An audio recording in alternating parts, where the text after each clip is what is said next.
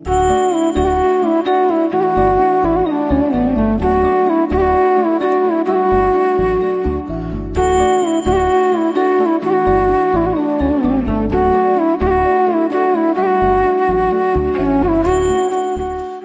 बोध का अर्थ, भक्ति बोध किसे कहते हैं, भक्ति बोध शब्द का क्या मतलब है।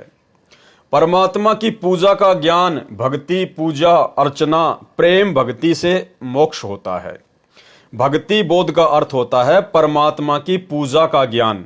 भक्ति यानी परमात्मा की पूजा और बोध यानी ज्ञान, यानी परमेश्वर के विषय में, उसकी भक्ति विधि के विषय में जो ज्ञान होता है उसको कहते हैं भक्ति बोध।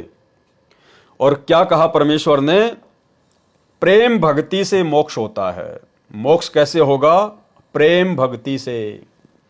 यानी इस ज्ञान को समझने के बाद में हमारा प्रेम हमारे गुरुदेव भगवान के चरणों में इतना हो जाना चाहिए कि उनके अलावा हमें कोई और परमेश्वर के रूप में दिखाई ही ना दे।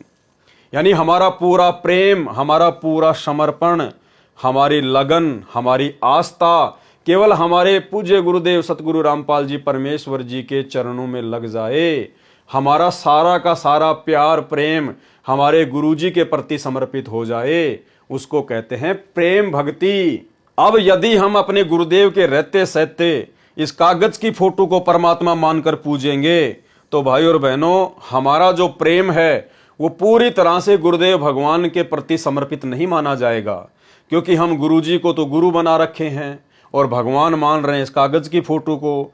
तो हमारा थोड़ा बहुत जो प्रेम है वो हमारे गुरुजी के प्रति है, और बाकी जो प्रेम है वो इस दाढ़ी मूंछ वाली कागज की फोटो के प्रति है, क्योंकि ये तो आपके लिए भगवान हैं और ये आपके लिए आपके गुरु हैं। तो आपका ज़्यादा प्रेम तो भगवान में है, थोड़ा प्रेम गुरुजी में है, तो मोक्ष नहीं हो पाएगा।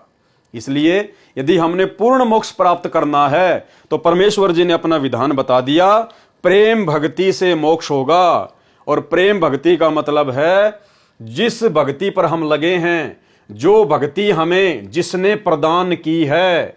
ये भक्ति हमें इस कागज की फोटो ने प्रदान नहीं करी है, ये भक्ति हमें सतगुरु रामपाल जी परमेश्वर जी ने प्रदान की है, भीख में दी है। तो हमारा सारा का सारा जो प्रेम है वो अपने गुरुदेव भगवान के चरणों में ही समर्पित होना चाहिए। और दूसरा इसका मतलब ये है कि हमने आम समाज में भी प्यार और प्रेम के साथ में ही रहना चाहिए। हमने किसी भी व्यक्ति से सतगुरु रामपाल जी परमेश्वर जी की भक्ति लेने के बाद में राग द्वेष ईर्ष्या नहीं करनी चाहिए, सबके साथ में प्यार प्रेम से रहना चाहिए। यदि हम किसी के साथ में द्वेष करेंगे, ईर्ष्या करेंगे, तो हमारे अंदर भक्ति की वो भाव प्रकट होंगे ही नहीं। इसलिए गुरुदेव भगवान कह रहे हैं प्रेम भक्ति से मोक्ष होता है। अध्यात्म मार्ग में पूजा के साथ साधना शब्द भी मुख्य रूप से सुना जाता है। यानी भक्ति मार्ग में एक शब्द है पूजा और एक शब्द है साधना। तो इन दोनों शब्दों का क्या महत्व है ये आगे परमात्मा हमें समझा रहे हैं। सवाल उठेगा, क्या पूजा और साधना भिन्न है? क्या पूजा और साधना भी अलग अलग हैं? उत्तर, हाँ, पूजा और साधना भिन्न होते हुए भी दामन चोली का साथ है। उदाहरण, जैसे हमें जल की अति आवश्यकता है, जब प्यास सताती है तो जल के अतिरिक्त कुछ भी याद नहीं आता। उसकी प्राप्ति कैसे हो? या तो जल की दरिया हो या सरोवर हो, जो जल का स्रोत है। दरिया हमारे निवास स्थान से दूर होने के कारण हम प्रतिदिन वहां से जल नहीं ला सकते, सरोवर भी दूर ही होता है। फिर आवश्यकता पड़ी कि कुआं खोदा जाए। अब वर्तमान में नल यानी हैंड पंप अधिक उपयोगी सिद्ध हुआ।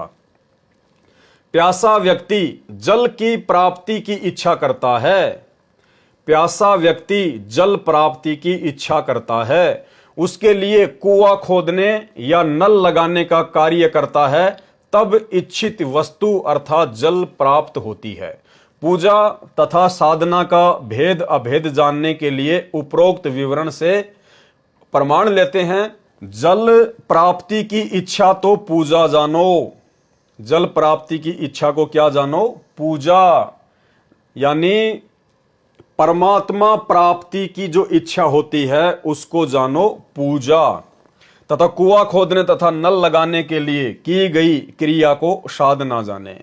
और परमात्मा की प्राप्ति के लिए हम जो भी कार्य करेंगे, जो भी अर्चना करेंगे, पाठ करेंगे, स्तुति करेंगे, मंत्र जाप करेंगे, उसको कहते हैं साधना। यानी परमात्मा प्राप्ति की जो इच्छा है वो तो है पूजा, और उस पूजा की प्राप्ति के लिए हम जो भी यत्न करेंगे, जो प्रयत्न करेंगे भक्ति मार्ग पर, जो क्रिया, जो विधि हमें गुरुदेव भगवान बताते हैं, उन क्रियाओं को जब हम करते हैं तो उसको कहते हैं साधना।